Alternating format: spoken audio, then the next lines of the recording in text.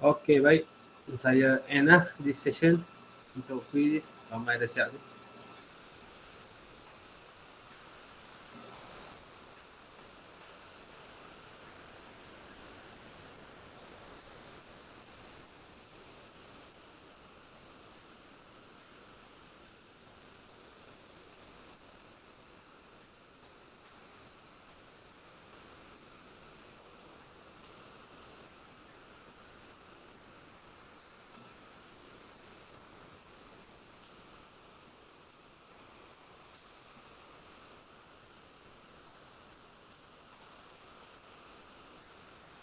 Okey, baik. Okey, untuk bab 5 ni, okey, pemenang kita adalah bab pertama adalah Aidil Zaini. Tanya. Amirul Rosman, Haziq Zakaria, Muhammad Syafiq. Syafiq dan Jin Low. Okey, ni kita punya top 5. Okey. Top 5 jangan risau, ada markah untuk kamu. Dan kemudian bawah kita ada mana yang top 4 ni maknanya semua betul semua, hanya yang bawah ni yang ada salah 1 dan 2. Baik, okey, kita review dulu question macam mana kawan-kawan boleh betul semua. Okey, yang pertama tentang definisi metafizik. Okey, apakah maksud metafizik? Metafizik adalah satu yang melampaui batasan fizikal. Itu definisi metafizik dengan sudut istilah. Kemudian teori metafizik termasuk yang tersebut kecuali adalah sosialisme. Tak lain semua adalah teori metafizik seperti idealism, materialism dan teologi metafizik keagamaan. Sosialisme bukan teori metafizik. Kemudian falsafah agama menurut Taylor dan Fraser adalah agama dan animisme adalah gerakan intelektual semata-mata. Mereka tak mengakui agama. Okay. Dan 3 tertib ilmu menurut Ibn Arabi dan Ash-Sha'rani, ada 3. Okay. Kemudian apakah maksud ilmu asrar? Bila kata asrar, dia berasal daripada perkataan Arab sir. Okay. Itu yang rahsia. Iaitu ilmu yang dizahirkan secara rahsia oleh Allah ke dalam hati domir, jiwa seorang Nabi dan wali. Itu maksud asrar. Kemudian salah satu yang bukan cabang metafizik utama adalah paralelism. Itu bukan cabang metafizik utama. Kemudian definisi realism adalah doktrin yang menyatakan bahawa alam jagat wujud secara nyata dan objektif. Realism. Itu definisi realism. Kemudian konsep insan menurut Islam adalah yang manusia adalah istimewa boleh berfikir, menerima ilmu, pengetahuan dan berkehendak. Dan ini bukanlah hina, bukan gaji, bukan hidup begitu binatang pun bukan. Okay, sains mengartikan metafizik merujuk kepada saintism. Okay, sains mengartikan metafizik merujuk kepada saintism. Dan pendapat Marx tentang agama adalah berikut. Okay, kecuali agama itu bukan objektif hidup. Okay. Kefahaman komunisme, dia menyebut agama sebagai ilusi untuk memberikan alasan dan dalih. Okay, itu tentang topik yang ke-5. Okay, tahniah saya ucapkan kepada top 5 dan semua yang menyertai quiz pada hari ini. Dan kita tengok akurasi kita atas sikit daripada 50. Okay, sekadar 58 sahaja. Okay, tapi masih lagi setengah. Okay. Setengah daripada kelas menjawab soalan-soalan yang diberikan dengan betul 58%, bawah daripada 60%. Jadi rata dia okey lah. Okay, lebih daripada setengah lagi. Baik. Itu untuk quiz. Dan seterusnya kita masuk kepada topik yang ke-6. Okay. Okay, seterusnya kita masuk kepada topik yang berkenaan dengan epistemologi. Okay.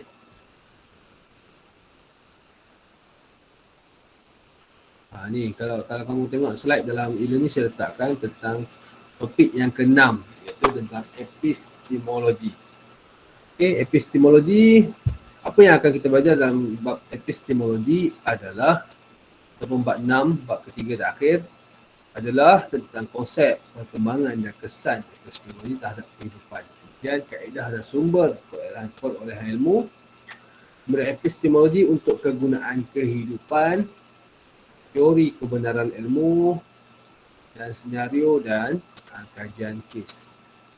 Itu yang akan kita belajar dalam topik yang ke-6.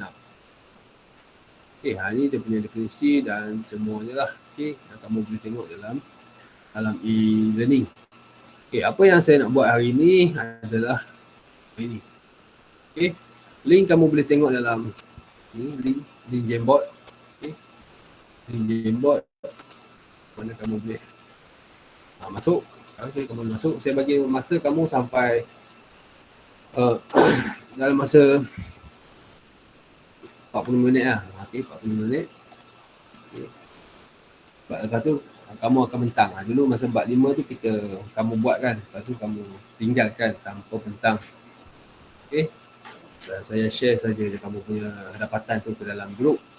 Okay, tapi untuk yang ni kamu akan bentangkan. Okay, kamu akan bentangkan topik yang ke-6. Grup yang saya dah bagi. Kamu ada 9 grup saya tengok. Okay, kemudian contoh definisi, pasal istilah dan sebagainya. Ini semua untuk grup lah. Okay, kalau ni grup 2. Okay. Grup 2. Kemudian grup 3, grup 4, grup 5, grup 6, 7, 8 dan 9.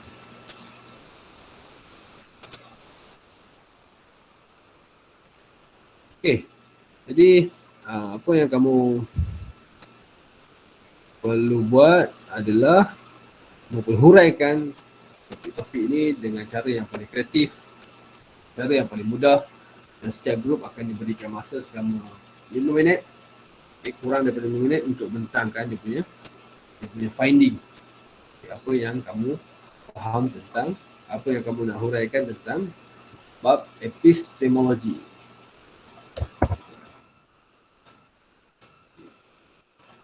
Tampak yang ke-6 ni. Okay. Jadi saya bagi masa sampai 11.30. Okay, 11.35. Bagi masa sampai 11.35 dan kamu perlu siapkan. Okay. Dan kemudian kita akan bentang. Sir. Okay. Apa dia tu? Topik subtopik tu memang saya akan bagi ikut tim ke setiap tim tu boleh kena buat semua? Saya dah bagi dah. Oh, dah bagi lah? Saya dah bagi dah. Kita tengok slide seterusnya ada. Grup 1 sampai grup 9.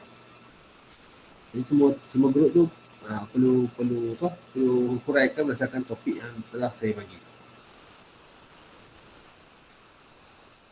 Okey, kamu boleh mula sekarang 10.45 dan kita jumpa balik pada 11.35 untuk pembentangan grup pertama sampailah grup yang ke-9.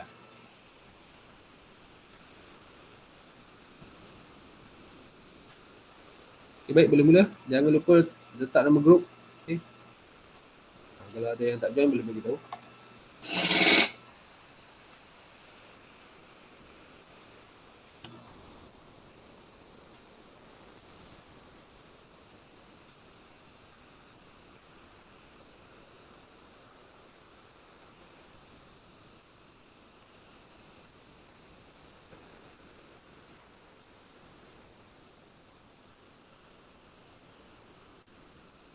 Kalau kamu nak keluar pun boleh, nanti 11.35 masuk balik.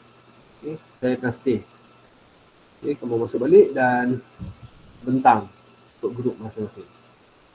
Okay, nak bentang seorang pun boleh, nak bentang seorang-seorang pun, setiap ahli grup nak bentang pun boleh. Okay, kita jumpa pada pukul 11.35 dan untuk pembentangan. Baik, kalau ada soalan boleh tanya direct.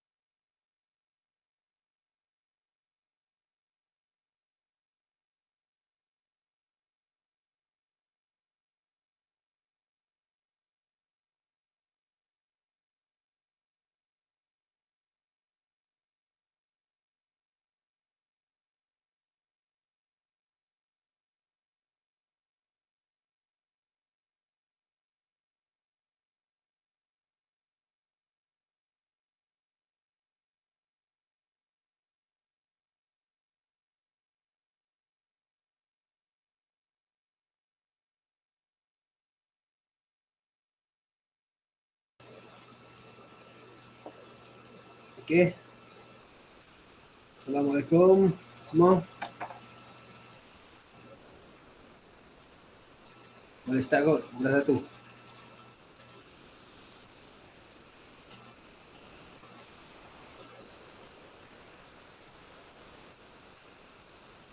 Okey, kumpulan 1.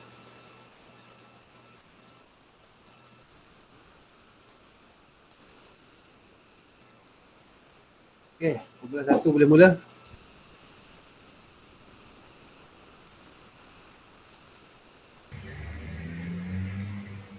Assalamualaikum dan selamat pagi semua. Boleh dengar ke? Okey, baik dengar. Okey. Saya daripada bab kumpulan 1 saya wakil kepada kumpulan 1 ingin menerangkan tentang definisi dan istilah kepada epistemologi. Okey, epistemologi ini bermaksud theory of knowledge.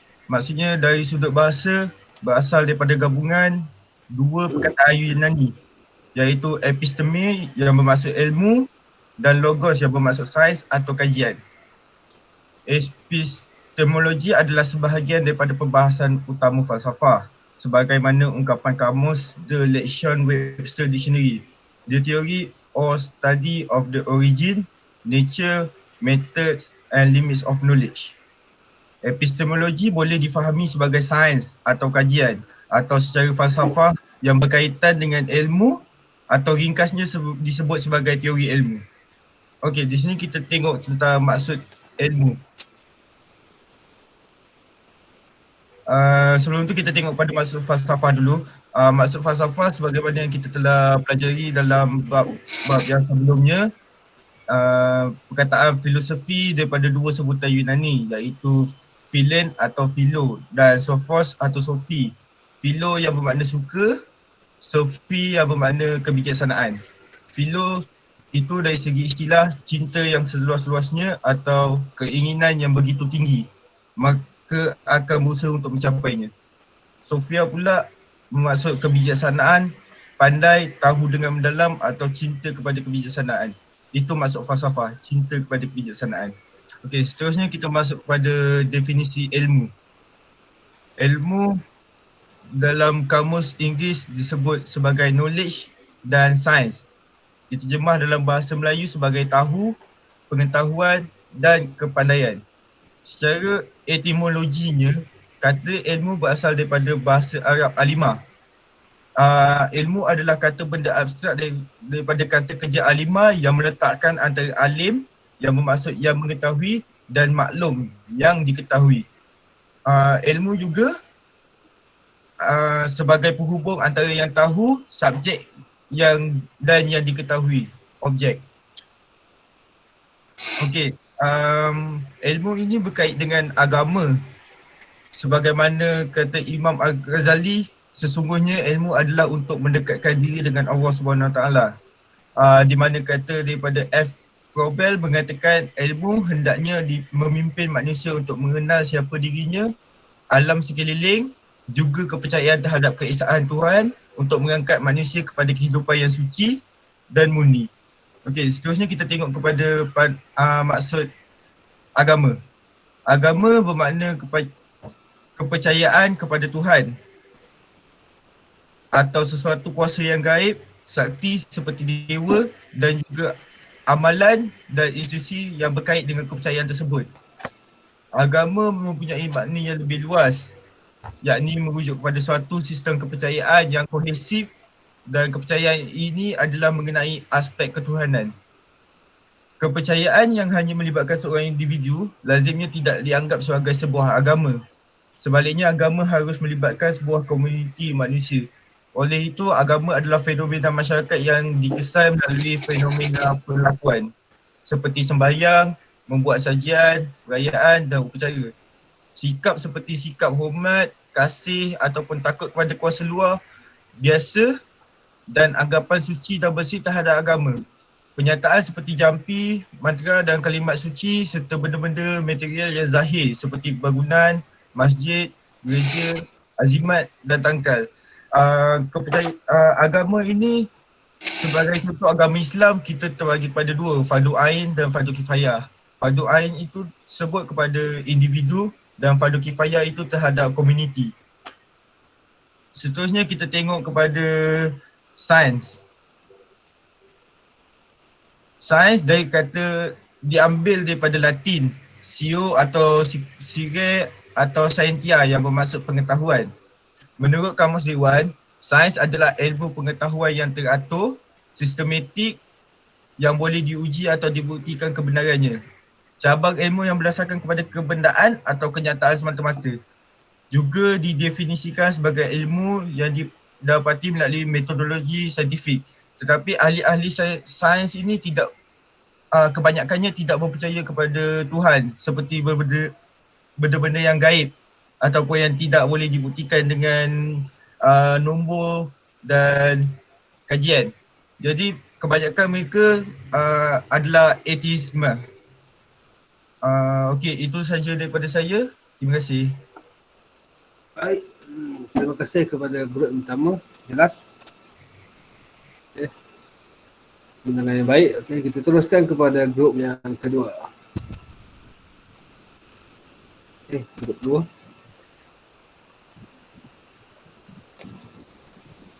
Ya, selamat pagi dan salam sejahtera. Saya wakil dari grup kedua tentang pasal perkembangan epistemologi fasa 1 ke fasa kedua. Okay, semua dengar ya? Ya. Okay, pertamanya fasa 1. Okay, fasa 1 ni ialah zaman Yunani kuno dari abad ke-3 sebelum Masehi hingga 6 Masehi. Okay, so dalam fasa ni, zaman Yunani kuno ni, pemikirannya tentang pengetahuan bersifat kritikan terhadap pengetahuan yang disebutkan sebagai mitologi. Mitologinya ialah macam dunia dewa dengan dewi. Okay, so dan okay, kita tengok. Okay, so yang ini dikenali dengan munculnya para filsuf yang menanyakan tentang hakikat alam semesta. Maksudnya mereka menunculkan persoalan tentang hakikat alam semesta. Okay, jadi filsuf seperti Thales, Anaximander dan Pythagoras, dan mereka menanyakan persoalan tentang hakikat alam semesta semua ni, dan kemudiannya dilanjutkan oleh Socrates, Plato dan juga Aristotle. So ketiga-tiga tokoh ini mengembangkan pengetahuan reflektif dan juga sistematis sehingga disebutkan filsafat. Okey, seterusnya ialah okey. Kita akan ke fasa kedua. Fasa kedua iaitu zaman Romawi. So zaman Romawi ni okey, sekejap ya. Okay. Zaman Romawi ini kurang ditandai dengan pemikiran pengetahuan sistematis, bukan seperti zaman Yunani kuno sebelum ni. So mereka ni kekurangan lah daripada segi pemikiran pengetahuan sistematis ni, tapi mereka berkembang dari segi pemikiran tentang negara, perang, hukum, politik, perdamaian, sastra dan kebudayaan.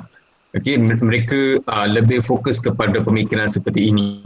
Mereka nak berfikir tentang struktur negara mereka nak perang dan seterusnya lah. Okay. Dan antara tokoh ilmuwan pada zaman Romawi ini ialah Stoa, Epicurus dan juga Plotinus. Itu saja dari grup kedua. Sekian, terima kasih. Ya, baik, terima kasih. Okay, grup 9. Ke-9.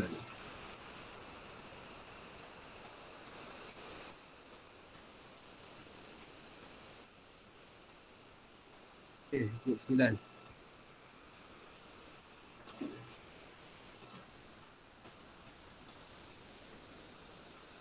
Okay, grup 9.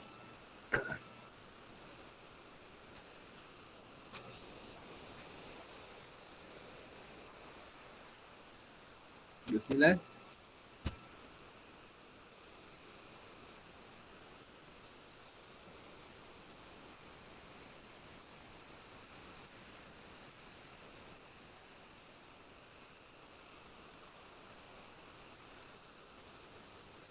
Ada tak wakil grup 9?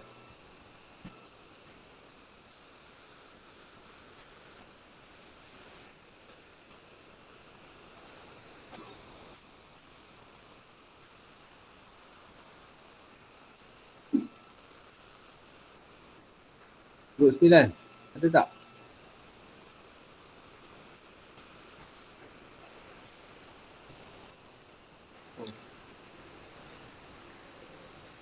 Sir, dari kumpulan 9. Okey, saya tunggu. Okey, teruskan. Okey. Perkembangan. Nanti jap lah. Sir nak buka cam tak? Boleh buka. Boleh. Okey.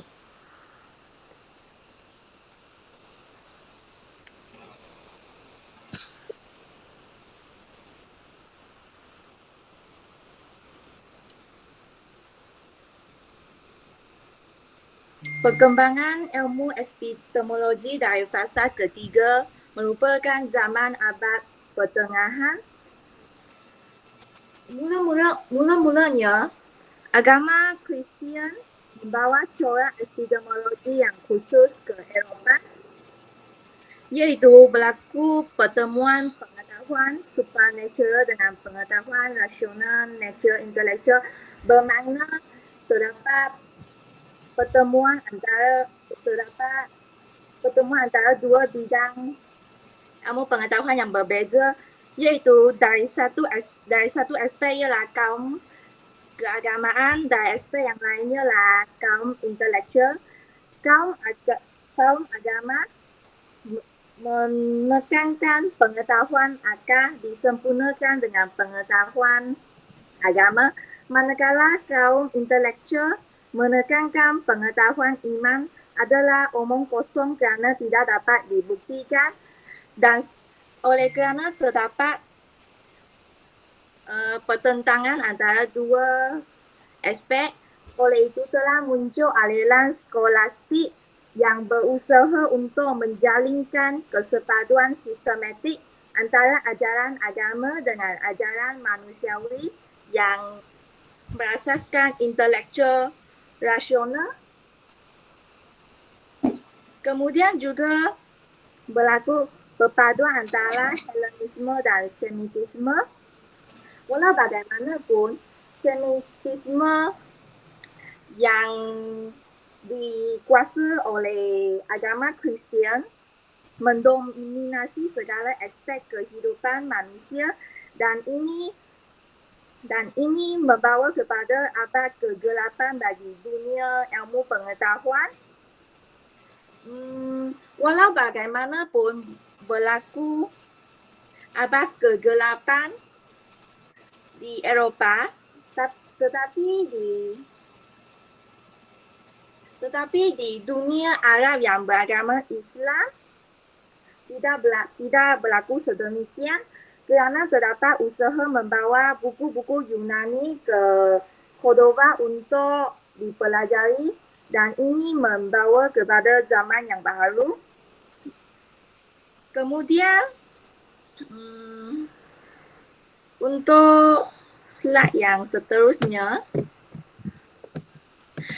kemudian pada fasa keempat merupakan zaman moden. Kehidupan kita tidak lagi didominasi oleh agama Kristian. Abad moden didahului oleh kegerakan Renaissance, merupakan kelahiran kembali yang menyedarkan manusia akan otonominya sebagai animal rasional. Ia bermaksud manusia yang menentukan tata kehidupan dunianya, dan manusia hidup berasaskan usaha sendiri dan bukan bergantung kepada Tuhan. Dan seterusnya muncullah aliran-aliran epistemologi yang lain. seperti rasionalisme, empirisme, kritisisme, idealisme, positivisme yang fokus kepada masalah pengetahuan dan ilmu epidemiologi pada zaman ini berkembang dengan pesat dan lebih mendalam seperti terdapat dalam ilmu kedokteran dan muncullah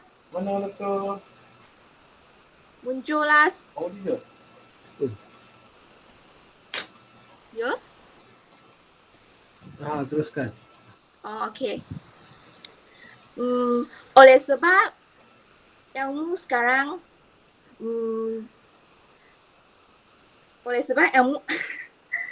muncullah krisis budaya dan revolusi keagamaan, revolusi ideologi, revolusi politik, revolusi ilmu.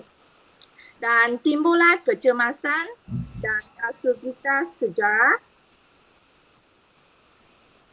Abad ini juga ditandai dengan kecenderungan aliran seperti anti-regionalisme, anti-positivisme dan yang mengkritik epidemiologi pada zaman moden sebagai pandangan yang partial determinisme. Sekian, terima kasih. Okey, terima kasih kepada kumpulan 9. Nanti baiki dia punya slide ni bagi nampak jelas sikit. Okey, Sebab dia punya nak nampak dia punya flow tu nampak. terima kasih. Sir. Okey, baik. Okey, kemudian kita teruskan kembali kepada kumpulan.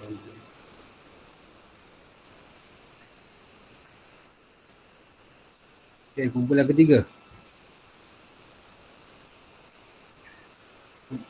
Sir? Okey, seminit. Okay. 9 minit. Okay. Okey, teruskan. Assalamualaikum warahmatullahi wabarakatuh dan salam sejahtera. Okey, kami daripada kumpulan 3 akan bentangkan tentang kebenaran ilmu. Okey, kita mulakan dengan konsep kebenaran ilmu. Okey, apa itu konsep kebenaran ilmu? Adalah wujudnya keadaan keselarasan, keserasian dan kegunaan suatu perkara dalam masyarakat dan alam ini, serta wujud juga keadaan kewajaran, kesaksamaan dan keadilan. Okey, seterusnya kita mulakan dengan tahap pengkonsepsian kebenaran ni. Kebenaran ataupun truth ia adalah sebagai satu keadaan, kualiti atau sifat yang dikaitkan dengan penegasan kita tentang suatu fakta. Okey, kedua, kebenaran adalah merujuk kepada keadaan adanya fakta itu di dalam alam dan ia wujud. Dan ketiga, sifat dan keadaan wujud dan adanya fakta itu haruslah dalam kedudukan yang adil, saksama, sesuai, wajar dan tepat berdasarkan kriteria kebijaksanaan dan penilaian yang mutlak dan muktamad. Okey, seterusnya kawan saya akan bentangkan.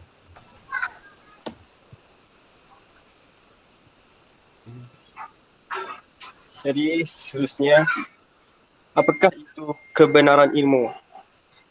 Jadi sebelum itu, apa yang dinyatakan sebelumnya ialah ilmu dimasukkan informasi dan kemahiran mengetahui melalui pengalaman dan pendidikan.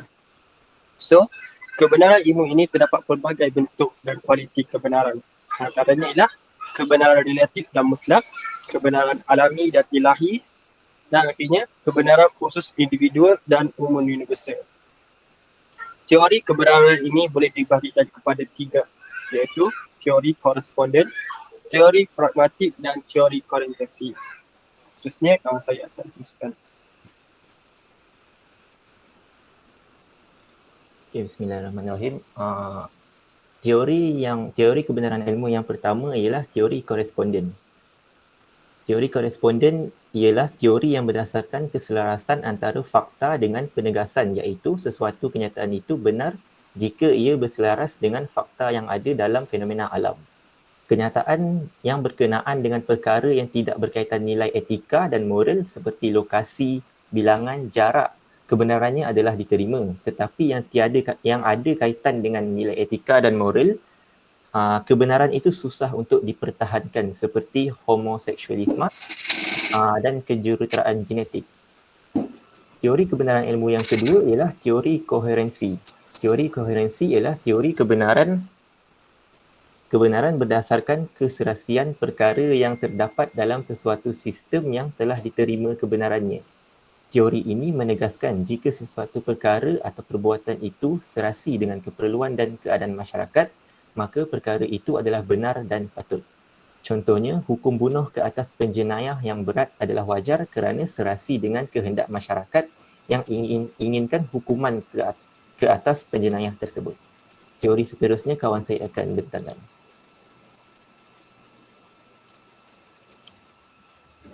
Baiklah, terima kasih Yusri. Teori yang ketiga ialah teori pragmatik, iaitu sesuatu itu benar jika ia berguna kepada masyarakat. Kebenaran sesuatu pernyataan diukur dengan kriteria apakah pernyataan tersebut mempunyai kegunaan praktis kepada masyarakat. Sebagai contoh, kepercayaan kepada Tuhan, walaupun ada Tuhan, tidak boleh dibuktikan secara empirikal, oleh itu ianya tidak benar. Namun kepercayaan itu boleh diterima sebagai benar jika ia memberikan kebaikan kepada penganut. Seterusnya.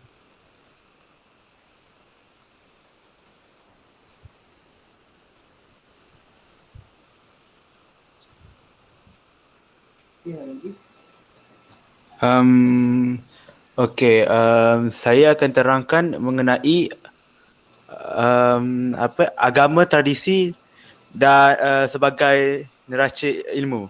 Okey, dalam agama Islam terdapat kebenaran mutlak yang terkandung dalam Al-Quran. Seperti kita tahu, bagi orang Islam yang perkara yang paling tinggi tentang satu kebenaran kita terdapat dalam Al-Quran. Dan yang kedua merupakan kebenaran relatif yang kita boleh perolehi daripada akal dan budi manusia. Seperti kita tahu perangai, kita lihat daripada perangai Rasulullah SAW, kita boleh ikut sunnah-sunnahnya, dan juga dari spekulasi menerusi falsafah yang seperti tokoh-tokoh seperti contoh Ibn Sina, yang tokoh-tokoh Islam, dan juga kebenaran positif melalui sains seperti keputusan yang eksperimen yang diperolehi daripada saintis-saintis terdahulu, yang kita dapat seperti contohnya Tesla, Alexander Graham, dan menurut Endang Saifuddin, yang merupakan penulis kepada buku Sains, Falsafah dan Agama, terdapat 3 institusi kebenaran, iaitu sains, falsafah dan agama yang mana merupakan wahyu. Dan ketiga-tiga ini adalah titik penemuan yang berkemuncak kepada tauhid, kepada Allah, seperti mana tujuan bagi seorang orang Islam. Bagi Imam Al-Ghazali, dia telah menegaskan bahawa ada 4 cara kebenaran, iaitu yang pertama menerusi ilmu kalam, iaitu ilmu sains seperti ilmu astronomi, ilmu geografi, ilmu matematik yang telah dipelajari oleh ramai tokoh-tokoh Islam seperti kita tahu. Dan yang kedua menerusi falsafah sendiri yang telah dikemukakan oleh tokoh-tokoh Islam ataupun tokoh-tokoh yang bukan Islam.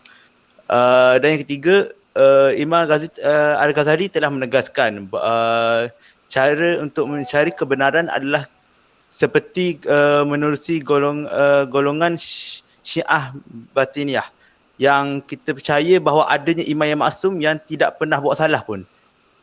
Walaupun sebenarnya hakikat kita tahu sebenarnya tak ada benda tu.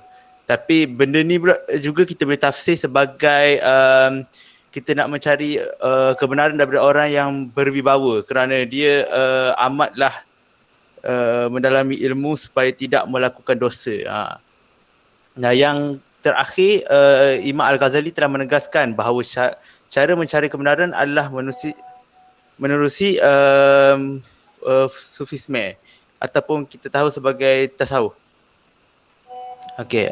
Tradisi dan adab sesebuah masyarakat dan kaum juga boleh menjadi kayu pengukur kepercayaan ataupun kebenaran dalam kalangan masyarakat.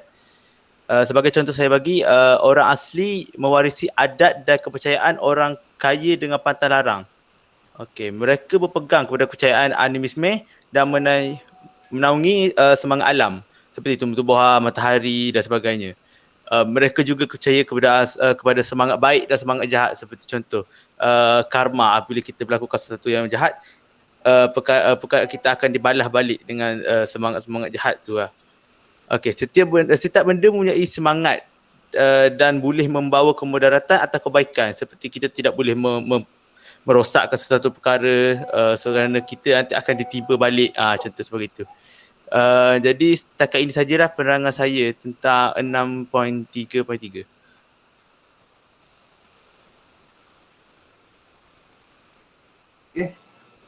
Terima kasih kepada grup 3. Penerangan yang detail. Kemudian kita pergi pada grup yang keempat. Jadi jangan lupa tak nama kumpulan, tak nama ahli. Baik, kumpulan keempat. Tes. Boleh dengar ke? Boleh. Bismillahirrahmanirrahim. Assalamualaikum warahmatullahi wabarakatuh dan salam sejahtera. Kami dari kumpulan 4 akan membentangkan tentang kesan epistemologi terhadap kehidupan. Okey, poin pertama, epistemologi menjadikan seseorang itu bersikap lebih terbuka dan bersedia mencari perkara yang benar. Kita tengok balik dekat definisi epistemologi itu sendiri, yang mana ia membahas secara mendalam segenap proses dan usaha untuk mencari tentang suatu ilmu. Jadi seseorang itu akan sentiasa berusaha dan berkeinginan untuk memajukan diri agar tidak berada dalam kesesatan ilmu. Kita beralih kepada poin seterusnya. Assalamualaikum dan selamat pagi. Poin kedua untuk kesan epistemologi terhadap kehidupan ialah memahami pola pemikiran, cara dan sumber dapat mengubah jalur pemikiran seseorang. Pemikiran merupakan unsur penting yang membezakan manusia dengan makhluk lain sama ada dari aspek fizikal, sosial atau spiritual. Seterusnya, pemikiran juga dianggap mampu mencetuskan kemajuan yang selaras dengan keperluan yang semakin meningkat dan pelbagai. Dalam konteks ini, kemahiran bahasa berfungsi sebagai mekanisme untuk merangsang perkembangan minda dan mencorakkan kemahiran berfikir individu itu. Hasil kesusastraan yang menjadi platform kepada penguasaan bahasa yang dinamik amat memainkan peranan dalam membina perkembangan pemikiran khasnya, pemikiran yang kreatif. Poin seterusnya.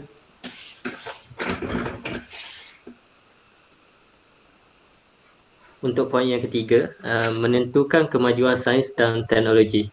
Jadinya, melalui epistemologi, identiti sains dan teknologi dapat dijelaskan dengan jelas kerana ianya akan memberi gambaran dan matlamat yang jelas tentang rancangan dan tindakan yang akan dilakukan.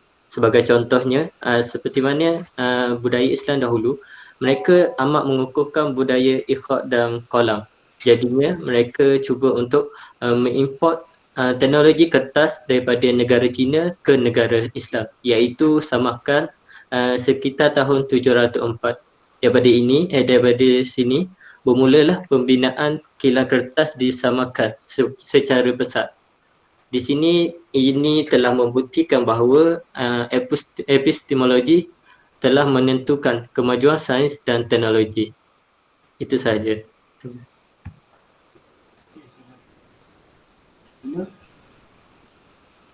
Laju cik. Pagi, saya wakil dari kumpulan 5 nak bentang tentang kaedah perolehan ilmu. Kaedah perolehan ilmu melibatkan pembuktian secara teori dan empirikal. Bagi metode ilmiah menggabungkan antara berfikir secara deduktif dan induktif. Deduktif adalah menggunakan dan mengkaji kebetulan teori. Deduktif adalah pemikiran untuk melahirkan sebuah teori baru. Ilmu yang diperoleh menerusi wahyu dikenakan sebagai ilmu nakli. Manakala ilmu yang diperoleh menggunakan akal dikenakan sebagai ilmu nakli. Ini bermaksud aktiviti akal ialah berfikir. Ilmu yang melibatkan unsur rohani merangkumi 4 ilmu utama, iaitu akal, nafsu, hati dan roh.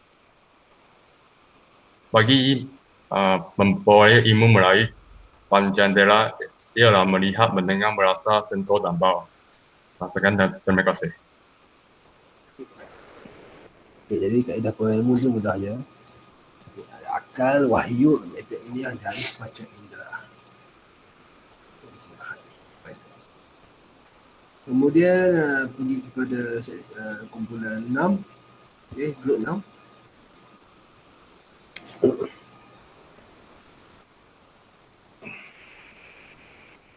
Grup 6.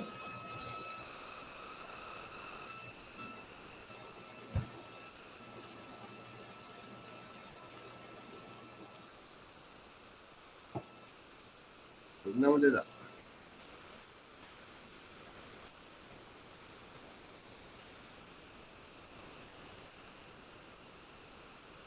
Ada.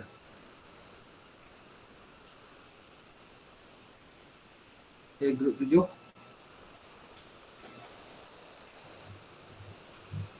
Hello, Ya. Okey, benar. boleh dengar tak? Okey, grup 7. Oh. Selamat pagi, selamat petang semua. Nama saya Peng Jiajian dari kumpulan 7. Saya ingin membentangkan tentang agama dan tradisi sebagai neraca kebenaran ilmu. Dalam agama Islam, terdapat kebenaran mutlak dan kebenaran relatif. Kebenaran mutlak terkandung dalam Al-Quran, manakala kebenaran relatif diperoleh daripada akal dan budi manusia, spekulasi menerusi falsafah, dan kebenaran positif menerusi sains. Seterusnya, Imam Al-Ghazali menegaskan 4 cara mencari kebenaran, iaitu menerusi ilmu kalam, iaitu ilmu sains. Kedua ialah menerusi falsafah. Ketiga ialah menerusi golongan Syiah Batiniyah yang mempercayai adanya iman yang maksum. Maksud ialah tidak pernah berbuat salah. Ini juga ditafsir sebagai mencari kebenaran menerusi orang yang berwibawa. Yang keempat ialah menerusi sufisme atau tasawuf. So,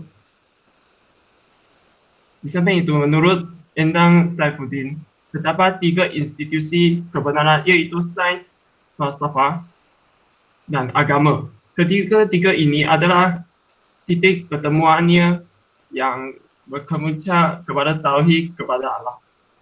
So, tradisi dan adat sesebuah masyarakat atau kaum juga boleh menjadi kayu pengukur kepercayaan dan kebenaran dalam kalangan masyarakat.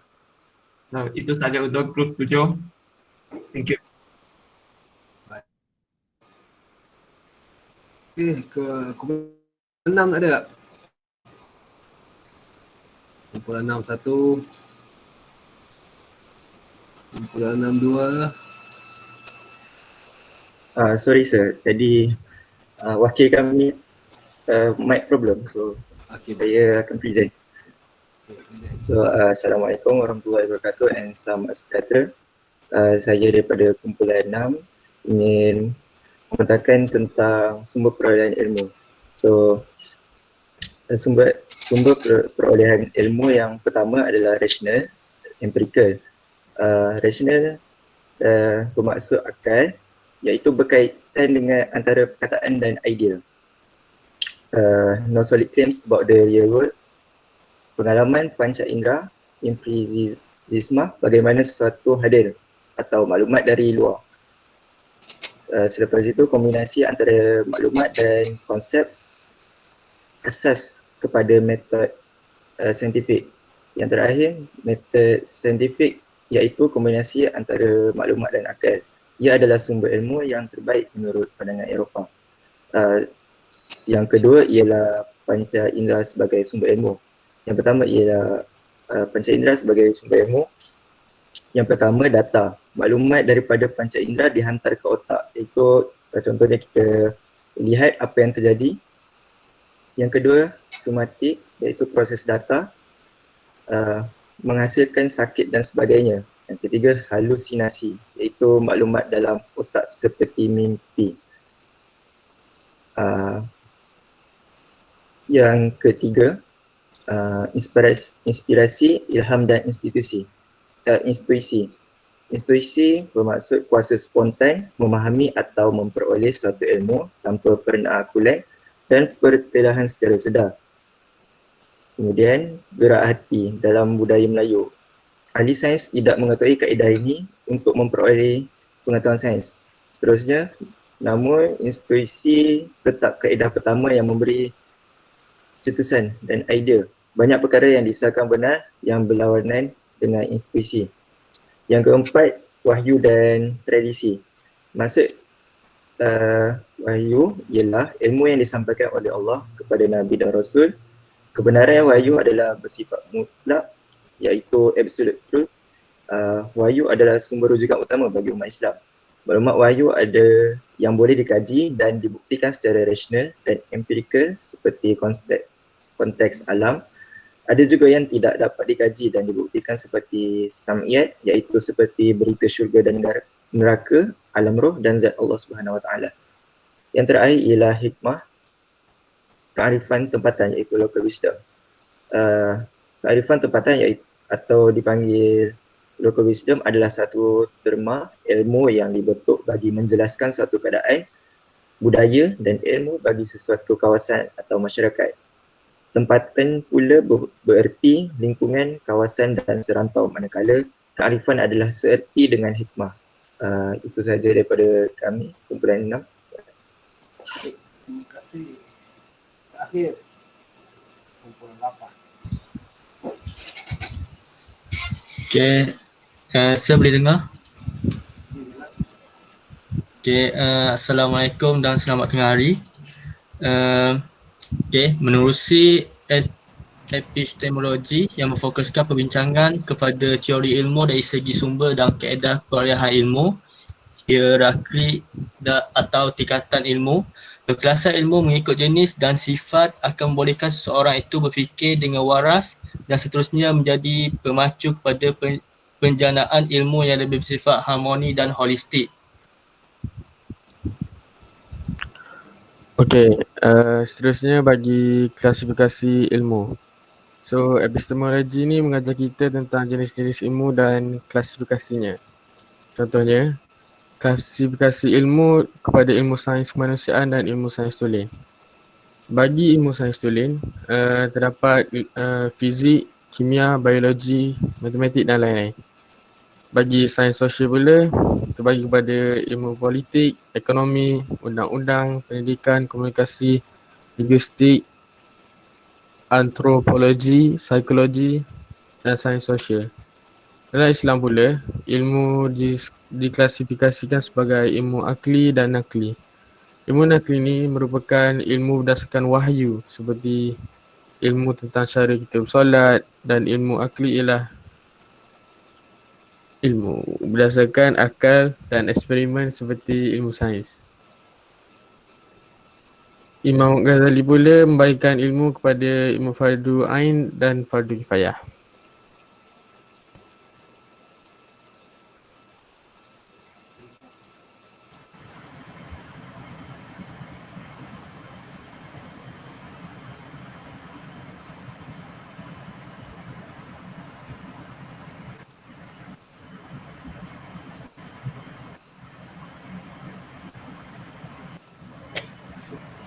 Hello. Boleh dengar tak?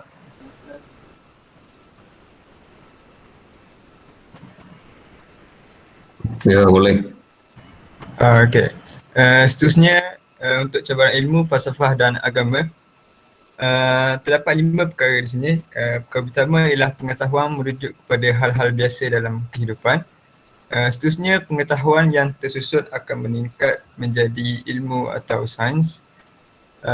Selepas itu, ilmu dan sains hanya menjawab masalah segera, maka memerlukan falsafah bagi menyelesaikan masalah yang lebih holistik.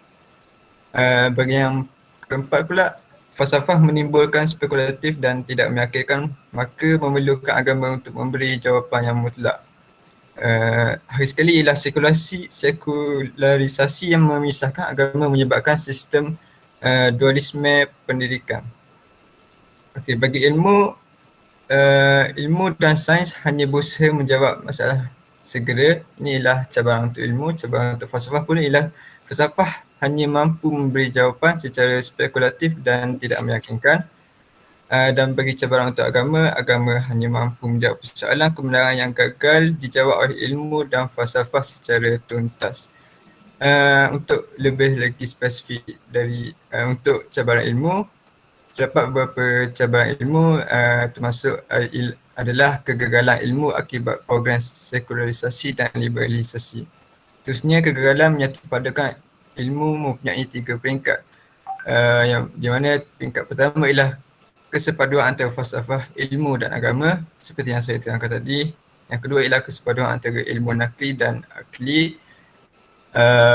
Di mana ilmu nakli ialah wahyu, ilmu akli ialah akal rasional. Ini sangat berlaku antara orang yang beragama dan juga orang ateis.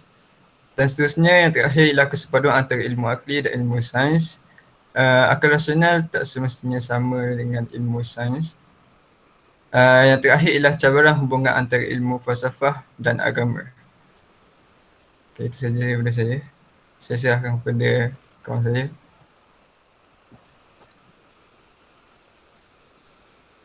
Untuk kesepaduan antara falsafah, ilmu dan agama, antara solusi dalam menghadapi kecelaruan dalam falsafah dan ilmu isu semasa adalah menerusi kesepaduan antara falsafah, ilmu dan agama.